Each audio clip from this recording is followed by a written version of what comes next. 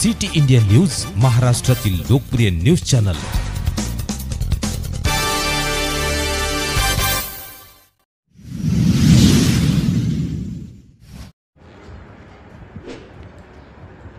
नागपूरच्या विद्यार्थ्यांसाठी dream catchers 2025 उपक्रम, 50 शाळांतील मुलांचे भविष्य घडवण्यासाठी नवा अध्याय।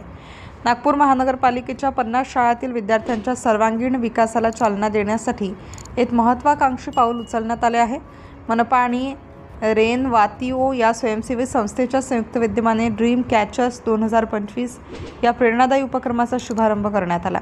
या उपक्रमाच्या वेळी मुख्य उद्देश केवळ पुस्तकी शिक्षणापलीकडे जाऊन विद्यार्थ्यांना व्यक्तिमत्व विकास, संवाद कौशल्य, करिअर मार्गदर्शन आणि आत्मभान यांसारख्या कौशल्याचे सातत्यपूर्ण प्रशिक्षण देणे आहे, ज्यामुळे त्यांचे भविष्य उज्ज्वल होईल।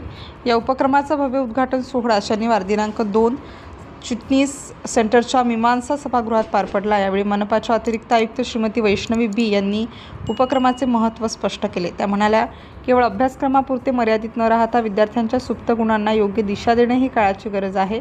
ड्रीम कॅचर्स सारख्या उपक्रमामुळे शाळा आणि विद्यार्थ्यांच्या मानसिकतेत सकारात्मक बदल घडेल आणि त्यांना त्यांच्या स्वप्नांच्या दिशेने वाटचाल करण्यासाठी आवश्यक आत्मविश्वास मिळेल। या महत्त्वपूर्ण प्रसंगी वेस्टर्न कोलफील्ड्सचे मुख्य व्यवस्थापक संचालक श्री जयप्रकाश द्विवेदी, मनपाच्या शिक्षणाधिकारी श्रीमती साधना सयाम, सामाजिक कार्यकर्ते श्री नरेंद्र झिचकार तसेच रेनवातिओ संस्थेचे संस्थापक श्री नकुल अग्रवाल आणि श्रीमती श्रद्धा अग्रवाल यांची विशेष उपस्थिती होती। या सर्व मान्यवरांनी उपक्रमाचे कौतुक केले आणि विद्यार्थ्यांच्या भवितव्यासाठी हा एक मैलाचा दगड ठरेल असा विश्वास व्यक्त केला।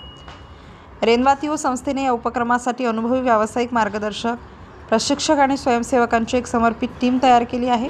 ही टीम निवडक शाळांमध्ये विद्यार्थ्यांसाठी नियमित कार्यशाळा, संवाद सत्रे आणि व्यावहारिक प्रकल्प आयोजित करेल। या माध्यमातून विद्यार्थ्यांना त्यांच्या क्षमतेची खरी ओळख होईल आणि त्यांना भविष्यातील आव्हानांसाठी तयार केले जाईल। विद्यार्थ्यांच्या भविष्यासाठी टाकलेले हे पाऊल निश्चितच नागपूरच्या शैक्षणिक वाटचालीसाठी एक नवा आयाम देईल अशी आशा व्यक्त करण्यात येत आहे। सिटी इंडिया न्यूजसाठी नागपूर जिल्हा प्रतिनिधी सूर्यकांत तळखंडे।